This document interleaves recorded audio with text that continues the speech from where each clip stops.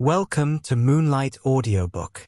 I'm your host, Julian Crest, and tonight, we follow footsteps in the sand, secrets whispered under moonlight, and a murder that drifted silently down the Nile. We'll unravel deception among the elegant, greed behind the smiles, and a love story that turned deadly beneath the Egyptian sun. But before we begin, where in the world are you watching from? Let me know in the comments.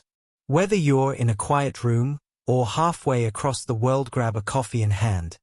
You are most welcome here. So settle in. Dim the lights. Grab a drink, a blanket, or just close your eyes. Because the mystery begins now. Death on the Nile. Chapter 1. Lynette Ridgway was 20 years old, dazzling, and devastatingly composed. She possessed everything one could imagine. Money, beauty, intelligence, and the unsettling ability to always get her way. In the quiet English village of Moulton-under-Woad, where everyone knew everyone else's habits, Lynette was not just admired, she was watched. That morning, she stepped out of her Rolls-Royce in front of the old estate office she had just purchased, the motorcar gleaming under a watery sun. Her cream suit was perfectly tailored. Her gloves, spotless. She walked as though she had never once stumbled. In the nearby shops, curtains stirred. Conversations paused. Even the estate agent, a man of 50 with strong opinions and a large mustache, found himself stumbling over his words as she looked over the renovation plans. "Why yes, Miss Ridgway," he said, unrolling the blueprints with flustered hands. "We'll raise the ballroom ceiling just as you asked. And the view, you'll have the best sightline to the lawn." A brief nod. No smile. Approval was rarely given in words. Back at Woad Hall, someone else waited in the drawing room. Jacqueline de Belfort, dark-haired, sharp-eyed, vibrant. A woman whose energy filled the space before she even spoke. She had once been only a passing figure in Lynette's schooldays. But now, she was here with a purpose. Lynette entered, her heels clicking faintly across the polished wood. Her eyes flickered in mild surprise. "Jackie, I had no idea you were back from Paris." Jacqueline stood, a faint smile on her lips. "Just arrived. I needed to see you." There was no false charm in her tone, only urgency, thinly veiled. "I'm engaged," she said, "and I've come to ask for a favor." That caught Lynette's attention. "His name is Simon Doyle," Jacqueline continued. "He's wonderful, honest, loyal, but he hasn't much money. You're hiring for your estate project. I thought maybe you could help him. Just something temporary." Lynette's gaze lingered for a moment. There was the faintest tightening around her eyes. A calculation, perhaps, subtle and unreadable. "Of course," she said finally. "I'll see what I can do." Relief flooded Jacqueline's face. "Thank you. I knew I could count on you." They exchanged a few more pleasantries, then Jacqueline left. Lynette watched her go through the tall windows, her figure shrinking against the vast drive. She didn't turn away immediately. The moment stretched just a second longer than it should have. And then she walked back into the house, expression unreadable. Several months later, Egypt. The Nile shimmered beneath the soft gold of a winter sun. Palms swayed lazily in the breeze. The air carried with it the scent of spice and desert wind. At the Cataract Hotel in Aswan, white parasols dotted the terrace, and afternoon conversation murmured like distant waves. Among the guests, one couple drew more attention than most. Lynette Doyle, radiant, poised, newly married. Her beauty had not faded. If anything, it had intensified under the Egyptian sun. Seated beside her, in a light linen suit and with a confident posture, was Simon Doyle. Her husband. They laughed over lunch, glanced across the water, and gave no hint that their relationship had once belonged to someone else. Guests whispered behind menus and fans. She stole him from her best friend, didn't she? Jacqueline de Belfort, poor girl. They were engaged. Well, Lynette always did get what she wanted. Elsewhere on the terrace, a man sipped black coffee. Grey mustache, immaculate suit, eyes that missed nothing. He had introduced himself only once, Hercule Poirot, and had since kept quietly to himself. He looked up just as another figure appeared across the terrace. Jacqueline de Belfort. She walked slowly, each step deliberate. A cigarette rested between her fingers, its smoke curling upward like a whisper. She said nothing. She didn't approach. But her gaze locked onto the newlyweds, unwavering and quiet as steel. Lynette stiffened visibly. Simon whispered something under his breath.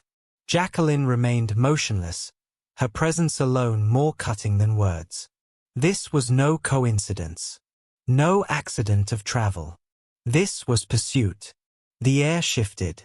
Love had turned bitter. Friendship had fractured. And now, far from home, under the glare of an indifferent sun, old wounds were being reopened. Far off in the distance, a riverboat's whistle blew. The Karnak would soon begin its journey up the Nile. Aboard it, destinies would tighten. And before the journey ended, death would come calling. Chapter 2. The sun rose over the Nile with effortless grace. Its golden fingers touched the domes of Aswan, slid along the sandstone temples, and spilled onto the docks where a collection of travelers gathered in anticipation.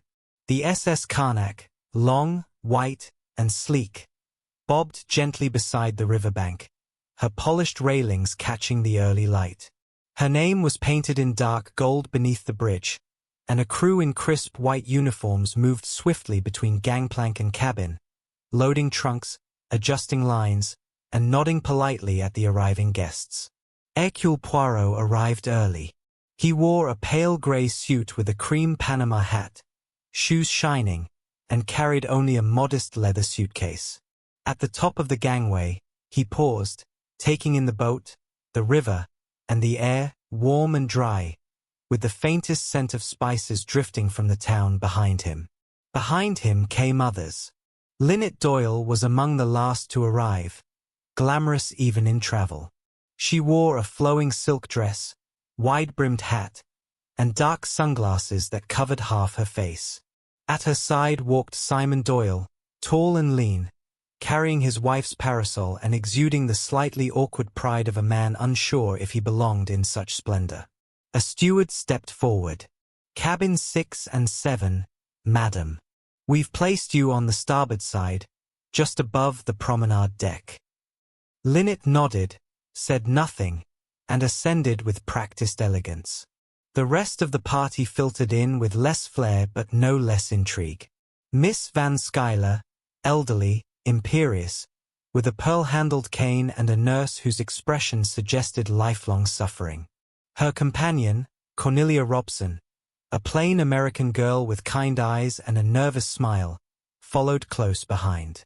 Dr. Bessner, a portly Austrian with a sun-reddened nose and medical bag in tow, huffed up the ramp with a practiced waddle. Ferguson, sharp-jawed, tousled-haired, with trousers that hadn't been pressed in days, gave his name with disdain and muttered about imperial decadence. And then there was Mrs. Salome Otterbourne, clothed in flowing purple, carrying a green parasol and trailed by her embarrassed daughter, Rosalie.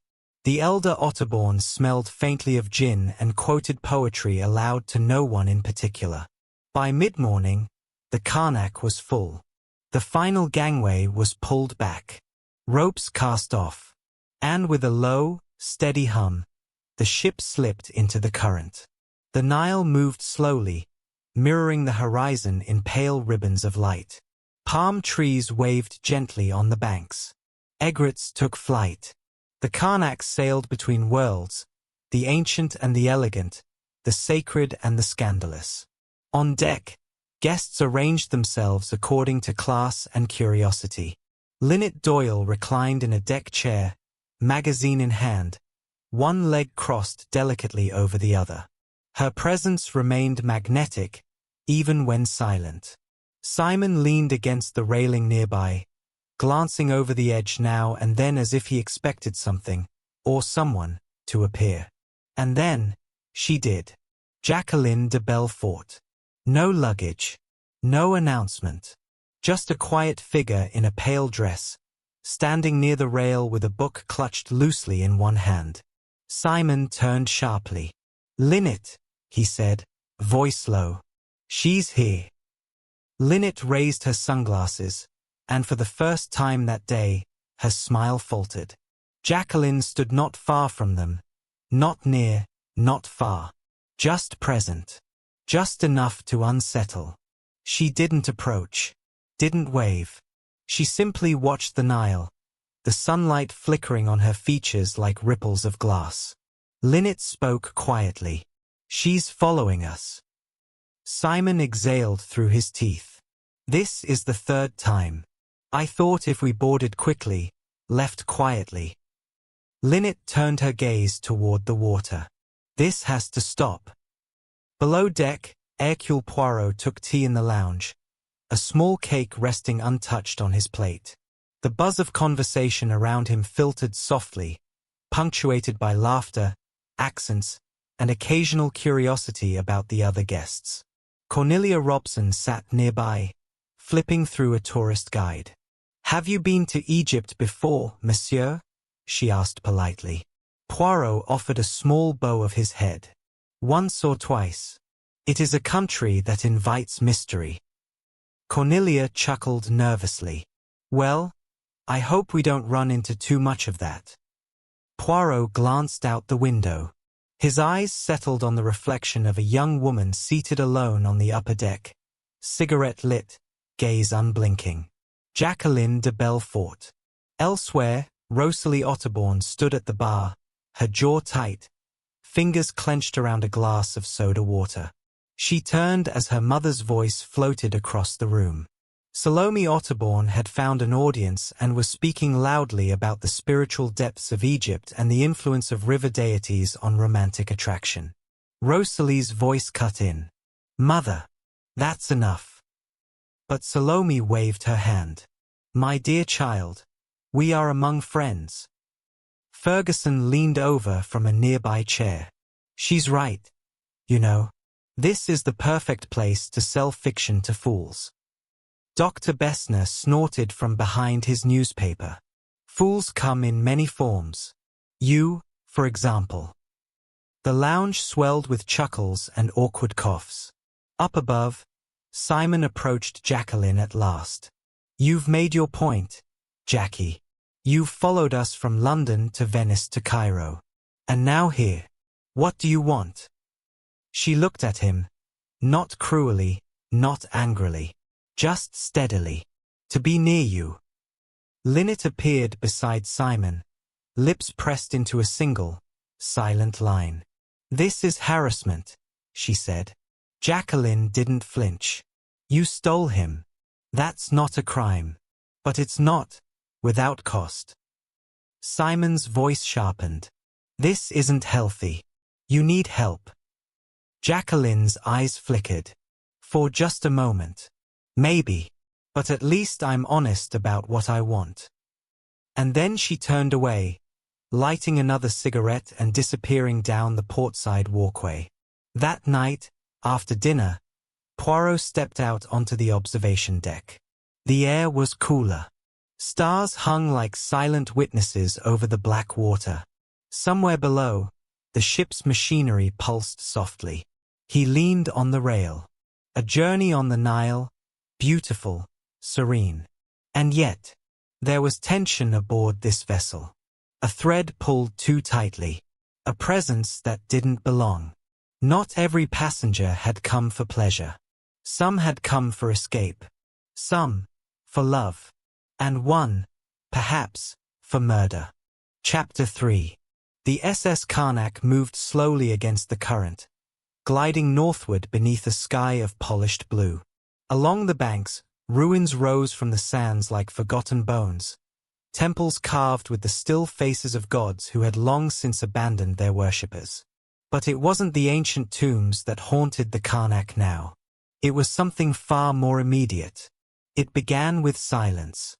Lynette Doyle sat on the shaded deck, a scarf knotted over her golden hair, her face half-turned toward the river.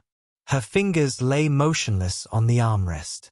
The book in her lap had not been opened in over an hour. Simon was absent. He had left moments earlier to speak to the purser about an unusual request, though what that entailed, Lynette hadn't said. Down the corridor, in cabin 13, Jacqueline de Belfort leaned against the mirror above her washstand.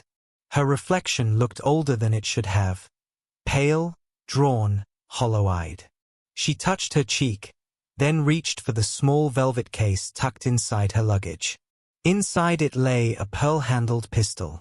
She looked at it, not with fear, but with a quiet intimacy, as if it were the last friend left in the world. Rosalie Otterbourne passed her in the corridor moments later. The younger woman barely glanced at her, her jaw tight, hands deep in her skirt pockets. Jacqueline said nothing. She simply closed her cabin door. In the lounge, Poirot stirred his coffee. He had made few observations aloud thus far, but the arrangement of glances, movements, and absences had begun to take shape in his mind. Simon Doyle entered, walking quickly. He approached Poirot with a half-smile, nervous. "You're enjoying the trip, I hope." A courteous nod. "I find Egypt charming, Monsieur Doyle. And the company, intriguing." Simon's smile faded slightly. "You've noticed it, haven't you? Jacqueline. Always watching." The heart rarely takes well to amputation, especially when the wound is fresh. Simon looked away. "She won't let it go. I hoped, this trip would put distance between us. But she's made it her mission to follow us. She's dangerous. She has not raised her voice. She has not raised a hand. No, but she carries a gun. She told me." Poirot looked up, sharply now. "A gun? She showed it to me in Venice. Said it gave her peace. Or perhaps the illusion of peace." Simon's eyes searched Poirot's face. "You don't think she'd act in violence?" "I do not yet know. But you must take care." Simon nodded, eyes dark. Poirot sipped once more, then set the cup down gently. Elsewhere, Cornelia Robson wandered the promenade deck with a sense of misplaced purpose. She paused near the railing as Dr. Bessner came up beside her, breathing heavily from the climb. "I do not like the air today," he said, wiping his brow. "There is a thickness to it." Cornelia smiled, uncertain how to respond. "I suppose it's just warm." "No, not warmth. Pressure. You feel it in the head. Yes? The ears." He tapped his temple. "Storms are born in silence." Cornelia looked out at the water. "I've never been anywhere like this. It's so beautiful. But there's something. I don't know. Off. Like everyone's waiting for something." The doctor didn't answer. He simply nodded. Later, on the observation deck, Miss Van Schuyler sat in a recliner, bundled in shawls despite the heat. She watched everyone, especially Lynette. She leaned toward her nurse, Miss Bowers, and whispered, "That girl. She's not as composed as she looks. I saw her trembling earlier." Miss Bowers didn't look up from her knitting. "She's under pressure." Pressure from whom? The answer was clear, but neither of them said Jacqueline's name. As night fell, a hush overtook the Karnak. Dinner was subdued. Conversation flitted in and out like moths circling a flame. Poirot listened more than he spoke, collecting fragments. A missed appointment here. A suspicious glance there. The patterns were forming.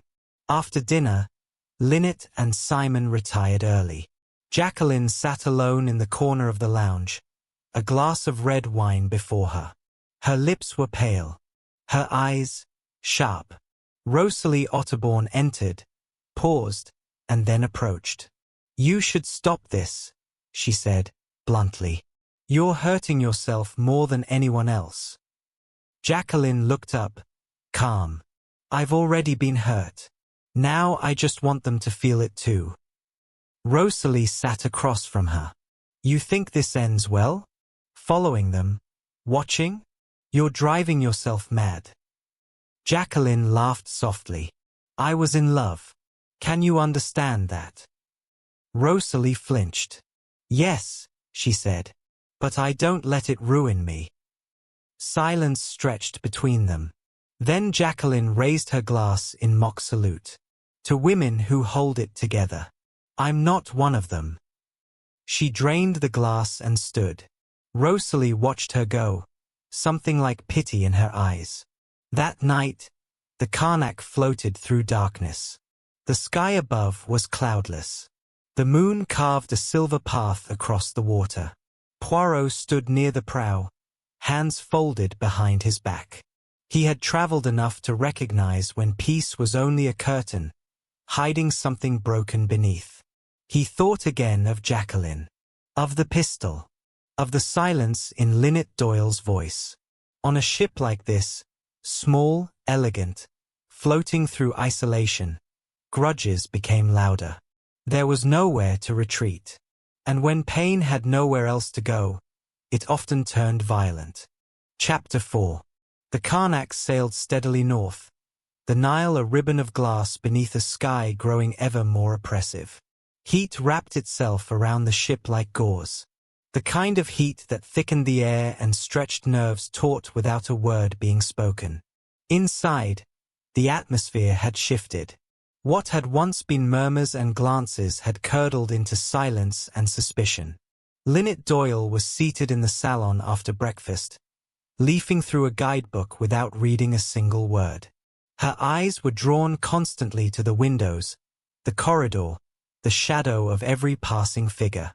Simon Doyle, pacing nearby, tried to hide his concern behind restless energy. "She's watching you again," he said. Lynette didn't ask who. She didn't need to. Simon lowered his voice. "I spoke to the captain. There's nothing he can do, not unless she causes an incident. Until then, she's just a passenger." Lynette's tone was dry. "Do we wait for a bullet before someone takes action?" Simon didn't answer. Instead, he sat down beside her and took her hand in his. "She wants attention. That's all this is." But her fingers stayed cold in his. Later that morning, Cornelia Robson found herself alone on the promenade deck with Jacqueline. It was not a situation she had sought out. Jacqueline was leaning on the rail, eyes fixed on the water. "She's afraid of me, you know," she said softly. Cornelia hesitated, unsure whether to respond. "I think anyone would be. The way you look at her." Jacqueline gave a tight smile. "Wouldn't you hate someone who took everything from you? I was happy. Simon was mine. And now they have everything. The boat. The honeymoon. The name." Cornelia swallowed. "But you're hurting too." Jacqueline turned her gaze fully on her now. "That's the point."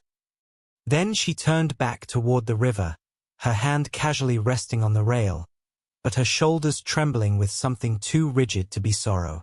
That evening, the Karnak docked briefly at a riverside village. Some passengers disembarked to visit the temple ruins nearby. Among them were Poirot, Rosalie Otterbourne, Dr. Bessner, and Simon Doyle. Lynette remained behind, pleading fatigue. Jacqueline did not leave the ship either. The sun began to sink as shadows lengthened across the river. Back aboard, Cornelia passed cabin 13, Jacqueline's, and noticed that the door was ajar. She paused, frowned, then knocked gently. No answer. Inside, the lights were off. A book lay face down on the bed. The curtains fluttered slightly from an open porthole. She stepped in. On the dressing table sat a small velvet case, its lid wide open. The interior was empty. Cornelia blinked, then backed out quickly, closing the door behind her. She didn't mention it to anyone. Not yet. Dinner that night was oddly quiet. Miss Van Schuyler had taken ill.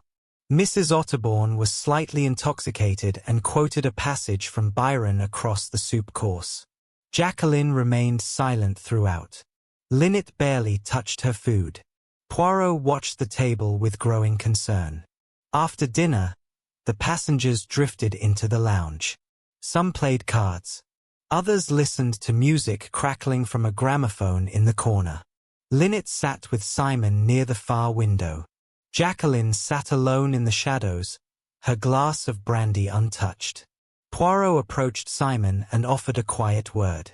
"You must take care tonight. I sense the temperature is rising." Simon nodded, looking beyond Poirot to where Jacqueline sat, unmoving. "I know." Rosalie approached Poirot as he moved away. "She's going to do something," she said softly. "You believe Jacqueline intends violence. I believe she's drowning.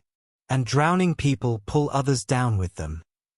It was past midnight when the lounge had mostly emptied. Simon remained with Jacqueline, an attempt, perhaps, to reason with her once more. Lynette had gone to bed earlier, alone. Jacqueline was speaking now, low and urgent. "You don't understand. You think I'm mad. Maybe I am. But you don't get to walk away like this. Not without feeling it." Simon stood up. "This ends tonight. You follow us again and I'll—" Jacqueline reached into her purse and pulled something small and gleaming from it. Simon froze. "Jackie, don't." She raised the pistol, hand shaking. Her voice broke. "I loved you." Then she pulled the trigger. There was a sharp crack. Simon collapsed. Screams erupted. Miss Bowers came running from the corridor. Dr. Bessner appeared seconds later. Poirot, roused from his cabin, entered swiftly and knelt beside Simon. A bullet had torn through his leg. Blood spread across the carpet in slow, dark spirals. Jacqueline had dropped the gun. "I didn't mean to," she whispered, eyes wide. "I meant to shoot the floor. Just the floor." She collapsed into a chair, weeping. Poirot turned to Bessner. "He must not be moved unnecessarily. Keep pressure on the wound." To Miss Bowers, he gave a calm order.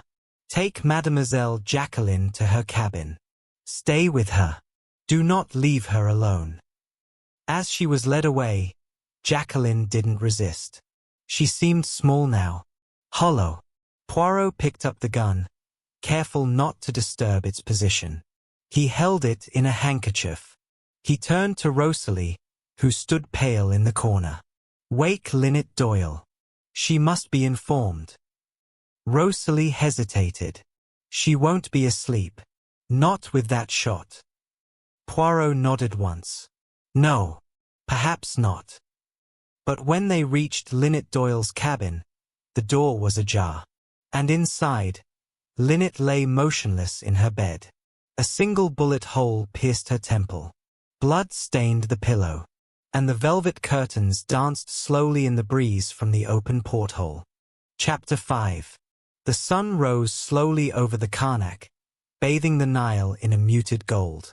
But no light could penetrate the heaviness that had settled over the vessel. It was not just the heat now, it was fear. Lynette Doyle was dead. She had been shot while she slept. The bullet had entered just above her right temple, clean and decisive. The sheets, soaked in red. Her expression, strangely peaceful. There was no sign of struggle. No scream had been heard. No broken glass or overturned furniture. Just the open porthole and the distant sound of the Nile brushing against the hull. Poirot stood in the center of the cabin, his gloved hands folded neatly, his gaze sweeping across the room. Colonel Race, summoned immediately by the steward, stood beside him, arms crossed tightly. Poirot spoke softly. She was alive at midnight. The doctor confirms the time of death as between midnight and 2 a.m. Colonel Race studied the room. And Jacqueline de Belfort shot Simon just after midnight. The timing's almost too perfect. Poirot nodded once. Unless it is meant to be so. Simon Doyle lay in the makeshift medical bay Dr. Bessner had prepared in the smoking room. His leg had been dressed and elevated, his face pale but alert. Poirot approached. "You understand why I must ask, monsieur. Last night, after Jacqueline shot you, what happened?" Simon's voice was strained, weak. "I don't remember clearly. It was all pain and noise. I fell. I think. I lost consciousness. Maybe for a few minutes." Poirot studied him closely. "And Miss de Belfort?" She was distraught. I think she dropped the gun. There was shouting, movement. Someone must have taken it." Poirot considered. "So you believe the same weapon was used?" Simon nodded faintly. "Yes. It has to be." Outside, the ship's corridors had fallen into a hush. The crew whispered behind corners. Passengers avoided one another's eyes. A single death had unraveled the illusion of leisure entirely. Miss Van Schuyler sat rigid in a deck chair, a shawl wrapped tightly around her shoulders despite the heat. Her nurse, Miss Bowers, hovered nearby. Miss Van Schuyler's voice was brittle. "I demand the captain arrest someone. There's a murderer aboard, and we are confined to this vessel." Miss Bowers lowered her voice. "The captain is assisting Mr. Poirot. They're doing everything they can." Miss Van Schuyler scoffed. "Well, he'd better do it quickly. I'm not sharing oxygen with a killer." Below deck, Cornelia Robson sat trembling in her cabin. Her hands clasped in her lap. Her eyes wide. She had never been near a real death before, certainly not murder. The reality of it clung to her like humidity. Dr. Bessner entered quietly. "Miss Robson, may I speak to you?" She nodded, trying to gather herself. He sat beside her, his voice gentle. "You were on deck last night. Did you see anything unusual? Anyone coming or going after the incident with Mademoiselle de Belfort?" Cornelia shook her head. I don't know. There were people moving around. I think I saw Rosalie Otterbourne. But it was dark." "Anything else?" She hesitated. There was something odd. "I walked past Jacqueline's cabin before dinner. Her door was open, just a little. And I saw something on her table. A small case, open, empty." Dr. Bessner leaned in. "What kind of case?" "A velvet one. Like for jewelry, or a weapon." He nodded solemnly. "That may help." Elsewhere, in the lounge, Poirot questioned Rosalie Otterbourne. Her arms were crossed, her voice clipped. "I didn't kill anyone, if that's what you're fishing for." Poirot kept his tone calm. "You left the lounge just after the shooting. Where did you go?" "To my mother's cabin." Poirot raised an eyebrow.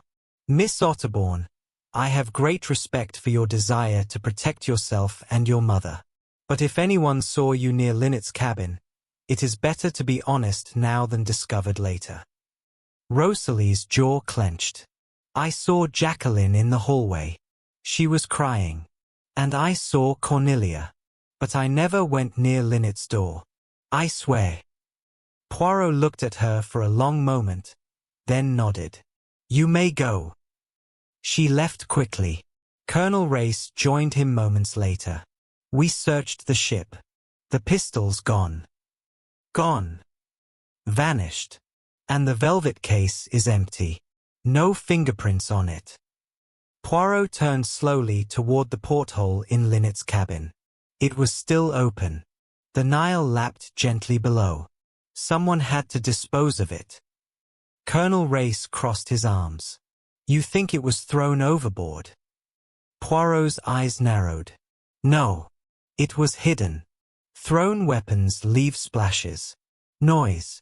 Someone would have heard. No, it is on this ship. Poirot returned to the scene of the murder. He studied Lynette's cabin in silence. Her suitcase had not been disturbed.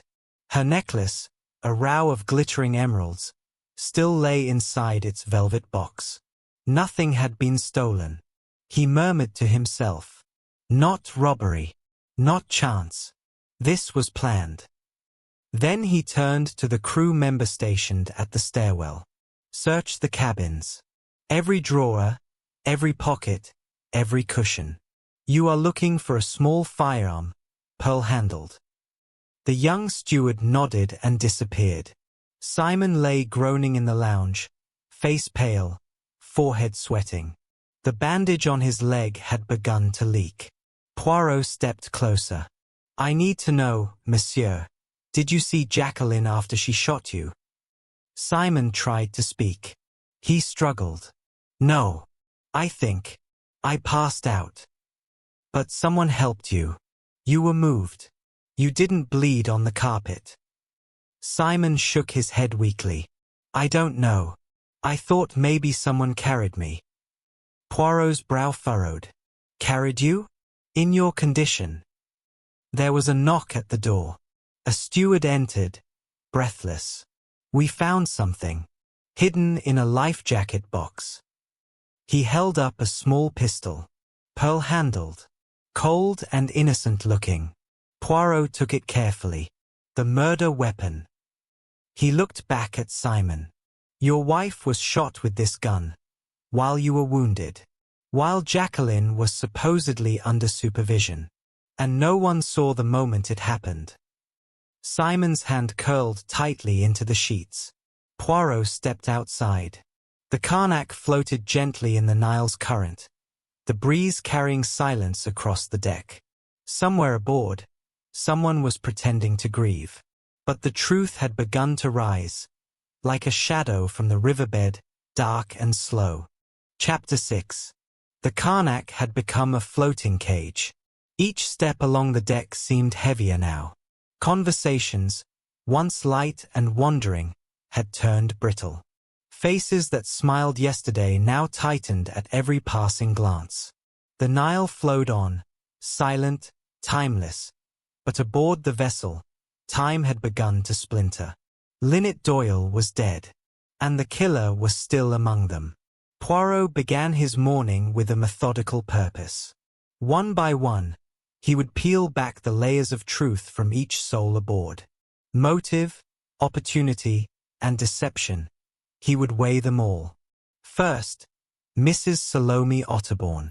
She arrived in the lounge draped in a flowing lavender shawl, eyes bright with too much rouge and not enough sleep.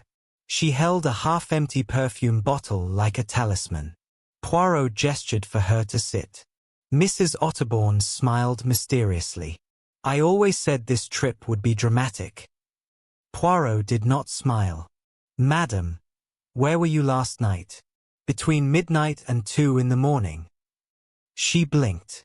I was asleep. Poirot raised an eyebrow. Truly? You retired directly after the incident with Mademoiselle de Belfort. Well, no. I went to check on Rosalie. She was distraught. She went to her cabin, and I lingered. Poirot leaned in. Lingered way. Mrs. Otterbourne fidgeted. I was, by the stern. I like the air. It clears the mind. Did you see anyone? She hesitated. I thought I heard something. Voices. A door closing. But I couldn't tell from where. Poirot thanked her. She floated away in a rustle of silk and self-importance. Next came Rosalie Otterbourne. She arrived alone, her arms folded, face tight. Poirot spoke gently. Did your mother visit you after the incident? Rosalie nodded. Yes. Briefly. She claims to have walked to the stern afterward. Rosalie gave a bitter smile. She probably did. She thinks night air is medicinal. Did you hear anything?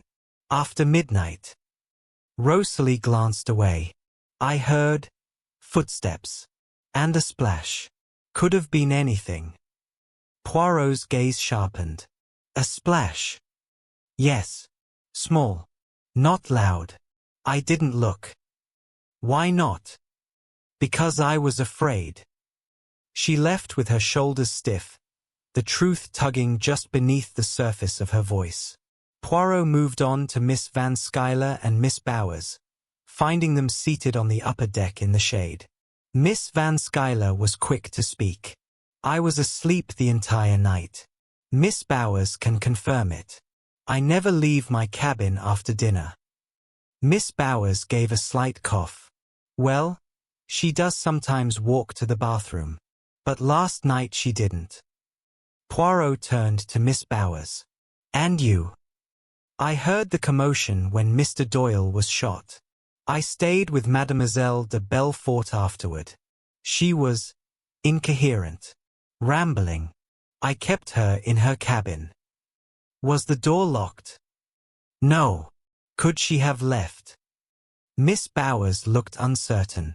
I don't think so. But I did nod off. Just briefly. Poirot nodded gravely. He left them and found Cornelia Robson near the rail, gripping it tightly as though the wind itself might question her. You saw the velvet case, Poirot said gently. Before dinner.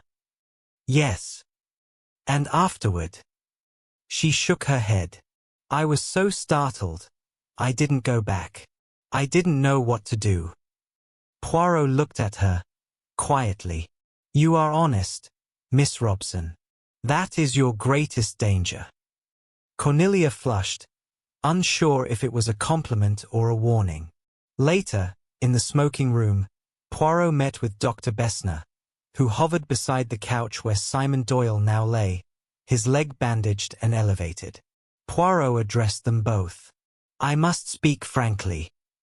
Simon nodded, his face strained. I want this solved. Ask what you need. Poirot turned to the doctor. You tended to Mr. Doyle after the shooting, but you did not remain with him. Dr. Bessner frowned. I stabilized him, then left briefly to fetch antiseptic. I returned 5 minutes later. He had not moved.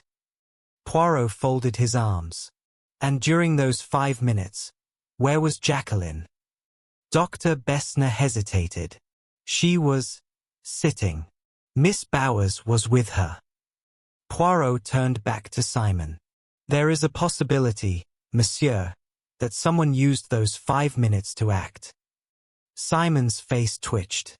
You mean someone came in, stole the gun, and killed Lynette? Poirot was silent. That's what you're saying, Simon insisted. It wasn't Jacqueline. She couldn't have moved. She was too upset. Poirot did not agree. He simply nodded once and departed. Outside, on the observation deck, Ferguson sat with legs crossed and a half-finished cigarette between his fingers. Poirot sat beside him without invitation. You dislike the wealthy, yes. Ferguson shrugged. Obscene, most of them. Lynette Doyle owned enough land to feed 100 villages. Bought her husband, too, from what I saw.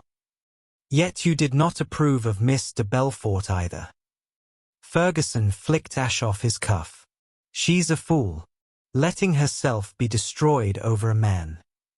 You were fond of Cornelia Robson. Ferguson laughed. She's real. That's more than I can say for the rest. Poirot studied him. You said Miss Doyle bought her husband. Is that how you saw it? Yes. Is that why you left the deck last night around 1 o'clock? Ferguson stiffened. Who says I did? Poirot stood. Someone always sees. He left Ferguson fuming behind him. Hours passed.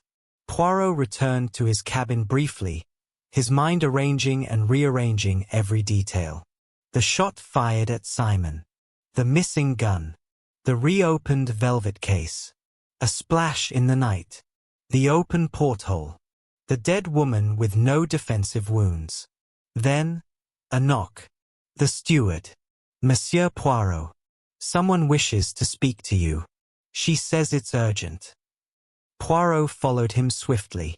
In cabin 10, Salome Otterbourne waited. She wrung her hands, her eyes wide. I know who did it. Poirot's breath caught. Go on. She leaned closer, whispering. I saw someone leaving Lynette's cabin. Just before dawn. The door behind her creaked open. Poirot turned just in time to see the shadow. There was a muffled thud. A cry. And then silence. Mrs. Otterbourne collapsed to the floor.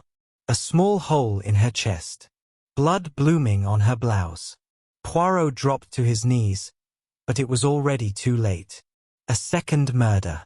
A second witness silenced. And somewhere aboard this drifting palace of lies, the killer still smiled. Chapter 7. A hush lingered over the Karnak, but it was no longer the hush of confusion. It was dread. The second murder had shattered any illusions of coincidence. Mrs. Otterbourne, flamboyant and erratic, had tried to speak, and been silenced before the words could form. Poirot stood alone in the corridor outside cabin 10. The steward had gone to alert the captain. Colonel Race had taken Rosalie, trembling with shock, back to her cabin.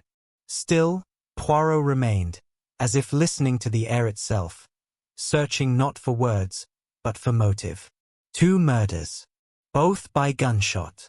Only 1 pistol had been aboard. The evidence, and the silence, pointed not to chaos, but calculation. By breakfast, the Karnak was a different vessel. The polished brass gleamed coldly. The captain had stationed crew at both staircases. No one disembarked at the morning's mooring point. The passengers, or suspects, were told to remain in public spaces. Poirot had made his decision. The performance was over. The unraveling would begin. By late morning, every passenger had been summoned to the lounge. One by one, they filtered in. Colonel Race stood near the bar. Simon Doyle was wheeled in by Dr. Bessner, his bandaged leg stretched stiffly before him. Jacqueline de Belfort entered under Miss Bower's steady supervision, her eyes bloodshot, her blouse starched and trembling with every breath. Cornelia Robson stood awkwardly by the window, her hands clasped. Rosalie Otterbourne leaned against the doorframe, pale but composed. Miss Van Schuyler sat like a crumbling monument on the settee, while Ferguson prowled at the back of the room, arms folded tight. Poirot stood at the front, calm but unreadable. When he spoke, his voice was clear, slicing through the thick air. There have been 2 deaths aboard this vessel. Lynette Doyle, shot while she slept, and Madame Otterbourne, shot while attempting to speak the truth. He let the silence settle. There will be no third. No one moved. Not even Simon. Poirot's eyes swept over them. I will now speak plainly. Mademoiselle Jacqueline de Belfort and Monsieur Simon Doyle never ended their engagement. Their separation was a fiction, designed not from heartbreak, but strategy. Cornelia gasped. Miss Van Schuyler blinked rapidly. Poirot continued. Lynette Doyle, wealthy, proud, clever, was the target from the beginning. Jacqueline introduced Simon to her friend, allowed them to fall in love, and stood aside, visibly hurt, publicly wounded. He gestured toward Jacqueline, who sat motionless. And when the marriage occurred, Jacqueline began following them. A woman scorned, unstable, tragic. But that, too, was a role. Simon sat up sharply, voice shaking. That's a lie. Jacqueline didn't. We weren't planning. Poirot raised a hand. You will listen. It is the only thing left to do. He paced slowly now, each step deliberate. Jacqueline brought the pistol. She made no secret of it. She showed it to Simon in Venice. The intent was never to use it, only to suggest instability. That way, when the shot was fired in the lounge, everyone would believe it was madness. Rosalie murmured, "But she shot him." Poirot nodded. "She did. With a blank cartridge." Miss Bowers frowned. "But his leg?" Poirot turned to her. An ampoule of red ink or animal blood was hidden in his pocket. He clutched it, broke it with pressure, and smeared it across his leg and the carpet. The timing was critical. The illusion had to be perfect. Colonel Race stepped forward. Dr. Bessner confirmed the wound was shallow. A real bullet would have shattered the bone at close range. Poirot nodded again. Jacqueline created a scene. She collapsed, sobbing. Everyone rushed to contain her. Simon, meanwhile, was left momentarily unattended. Poirot looked directly at him. "You limped, perhaps staggered, to Lynette's cabin. You entered silently. She was asleep. You raised the gun. 1 bullet. Clean. Then you opened the porthole." Poirot's voice lowered. "You pressed the gun to her temple, and you killed your wife." The silence was total. Then Cornelia's hand flew to her mouth. Rosalie took an audible breath. Poirot did not slow. "You returned the pistol to a previously hidden place, near a life jacket box, perhaps, then arranged yourself in the lounge, truly injuring your leg this time with a grazing shot." Dr. Bessner blinked. "That would explain the delay. He asked me for disinfectant. I left him briefly. 5 minutes, perhaps." Poirot nodded. "Time enough." When Dr. Bessner returned, Simon played the victim, and the story held.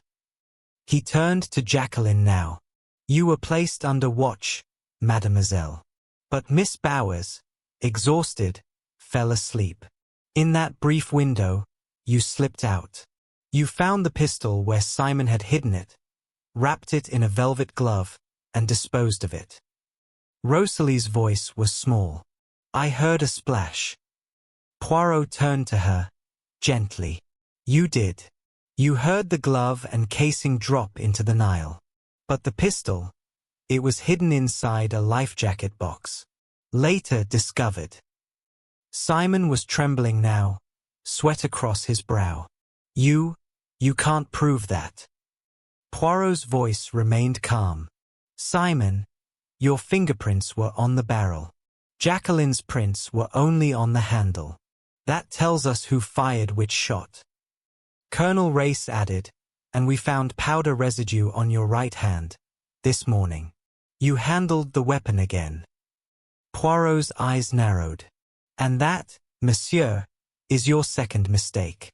For the second murder was not planned. It was necessary." Rosalie tensed. "My mother." Poirot turned solemnly. She saw someone leaving Lynette's cabin. She was afraid, but guilt pushed her to speak. "She told me." And before she could say the name, someone silenced her. 1 bullet. Same gun. He looked to Simon. "You killed her. With an injured leg, yes. But adrenaline makes murder efficient." Simon looked at Jacqueline. "Jackie, say something." But her face had gone still. Whatever storm had raged inside her was now gone.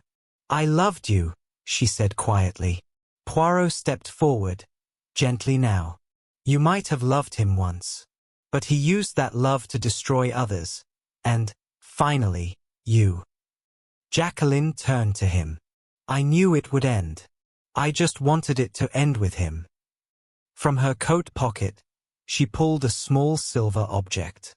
Miss Bowers cried out. Dr. Bessner rose. Too late. 2 shots. Soft. Final. Jacqueline slumped forward, her body falling across Simon's. Blood spread like ink across the deck. Cornelia turned away in horror. Rosalie gripped the edge of the bar. Ferguson stared, unblinking. Poirot remained still, eyes closed. It was done. The captain arrived moments later. Orders were given. Curtains drawn. And slowly, the Karnak drifted northward, carrying the truth, and its dead, toward Cairo. Chapter 8. The Karnak steamed north, cutting through the Nile with a grace that now felt ghost-like. Its decks, once lively with conversation and the soft clatter of teacups, had grown solemn. The echoes that remained were not of laughter, but of footsteps, cautious, measured, and heavy with meaning. The murders were over. The confessions had been made. The bodies removed. And yet, the journey had not ended. The Karnak still had miles to glide, not toward adventure now, but toward reckoning. Poirot stood at the stern, motionless, gazing back at the long, rippling wake. He had always found something poetic about rivers, their quiet inevitability, their refusal to turn back. The Nile, more than most, carried centuries of sorrow beneath its surface. Today, it carried one more. The heat was beginning to build again, not yet harsh, but dry, brushing against the cheeks like invisible linen. Yet he did not wipe his brow or seek the shade. He was a man at rest only after truth had been unearthed, and now, he allowed the weight of it to press gently on his shoulders. He heard soft footsteps behind him. Cornelia Robson. She stood beside him now, wrapped in a light shawl. Her face was pale but calm. "I don't think I'll ever forget this journey," she said quietly. "I thought it was going to be a holiday, but I feel like someone else entirely." Poirot responded without turning. "You are someone else. Each tragedy leaves its mark, mademoiselle. But it need not scar you." She nodded slowly, watching the river. "I used to think everything in life was clear, right or wrong, good or bad. Now, I'm not so sure." Poirot finally turned to look at her. "It is good to doubt. Better to doubt and seek, than to assume and be blind." Cornelia hesitated, then asked, "Do you ever get used to it? The death? The betrayal?" Poirot smiled faintly. "No. And that, too, is good. For to become accustomed to such things is to lose what makes us human." She didn't speak again.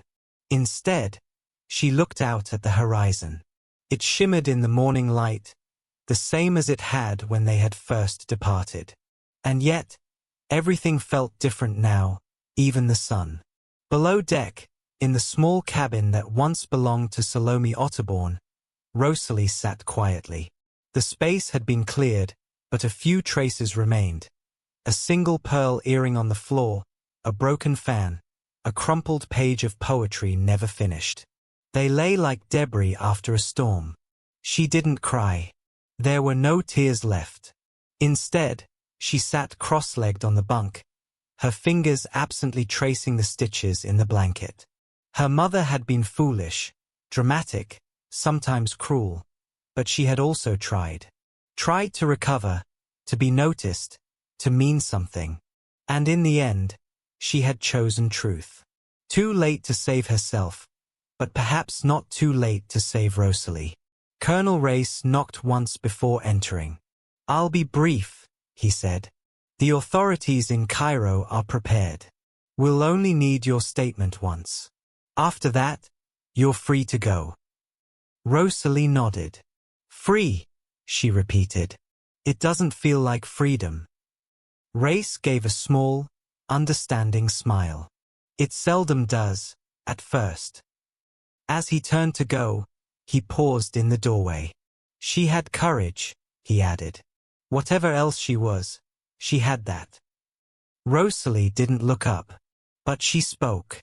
She tried. And for once, she wasn't too late. Elsewhere on the boat, Miss Van Schuyler sat stiffly in a deck chair, draped in her usual heavy layers despite the rising heat. Her face was unreadable. If the murders had shaken her, she gave no sign. Perhaps she had buried the horror deep, behind walls built from years of habit and denial. Miss Bowers stood beside her, holding a glass of iced tea.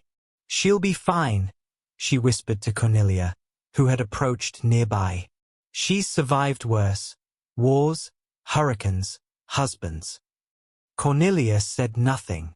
She simply nodded, then walked away with a slow grace she hadn't possessed just days before.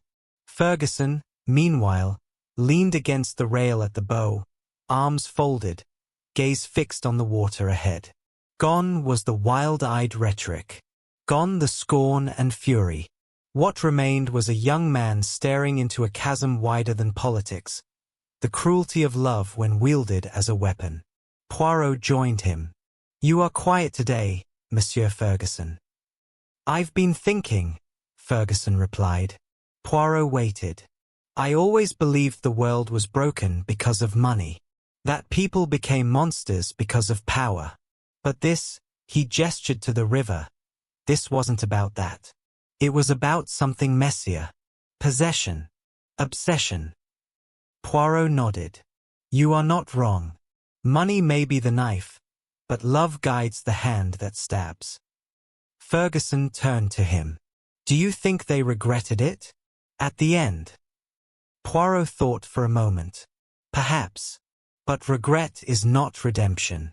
It is only the echo of morality, not its presence." Ferguson nodded slowly. "I don't know what I believe anymore." "That," Poirot said gently, "is the beginning of wisdom." Later that afternoon, Dr. Bessner and Colonel Race convened with the captain. Reports were signed. Statements collected. The pistol, carefully retrieved from the life jacket box, was sealed in a box marked evidence. The bodies of Simon and Jacqueline were wrapped and stored in the cool lower hold, away from view but never far from thought. By evening, the Karnak neared Cairo. The skyline emerged slowly from the haze, domes and minarets rising like watchful eyes from the horizon. The breeze carried the scent of spice and sand. Life awaited on the shore, persistent, chaotic, and indifferent. The disembarkation was quiet. Miss Van Schuyler left first, helped into a waiting car by Miss Bowers, who nodded at Poirot without a word. Cornelia followed, stopping only once to glance back at the ship. Ferguson caught up to her, and the two descended the gangplank together, not arm in arm, but side by side. Rosalie departed alone, a wide-brimmed hat shading her from the sun. She did not cry. She did not smile. But she walked with a resolve that had not been there before. Poirot and Colonel Race stood on the deck together, watching the procession. "They'll all carry it," Race said quietly. Poirot nodded. "Yes, but some will grow from it. Others will bury it. That is the human way." "And you?" Poirot gave a small smile. "I will board another train, take another case, and chase another truth." As the last passenger left, Poirot turned once more toward the Karnak. The ship stood motionless now, moored and silent. A stage after the play has ended. The curtains drawn. He descended the ramp with slow, steady steps. That evening, in a quiet cafe off the main square of Cairo, Poirot sat alone. The waiter brought him a pot of dark, strong coffee and a small plate of sugared almonds. The cafe was quiet, only the occasional clink of glass, the soft murmur of Arabic radio. He reached into his coat and retrieved a small notebook. From it, he pulled a folded sheet, the passenger list. He read the names one last time. Lynette Doyle, Jacqueline de Belfort, Simon Doyle, Rosalie Otterbourne, Cornelia Robson, Tim Allerton, Ferguson, Bessner, Van Schuyler. A collection of lives briefly thrown together. Some had left lighter, some burdened, some not at all. He folded the list and placed it on the table. A soft wind passed through the cafe, rustling the edge of the napkin. Poirot looked out the window. Justice had been served. Yes. But it had come at a terrible cost. Not the cost of reputation or fortune, but of souls.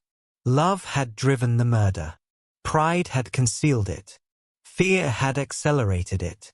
And still, it was a detail, the smallest detail, that unraveled it. He smiled faintly to himself. That, at least, was always constant. He rose, paid his bill, and stepped into the night. The lamps glowed dimly along the street. A boy ran past with a bundle of newspapers. In the distance, a street musician played a flute, a long, winding note that melted into the air. Poirot adjusted his tie, lifted his chin, and walked onward, toward the next station, the next puzzle, the next story waiting to be told. And so, another mystery fades into moonlight. The truth has spoken. The river has stilled. And those who remain carry the weight of what was uncovered. If this story kept you thinking, or kept you listening late, we'd love to know. Which Hercule Poirot mystery should we bring to life next? Drop your choice in the comments below. Subscribe to Moonlight Audiobook, where a new tale of shadows, secrets, and whispered truth awaits you. Until then, keep your eyes open, your mind sharp, and never underestimate the smallest clue.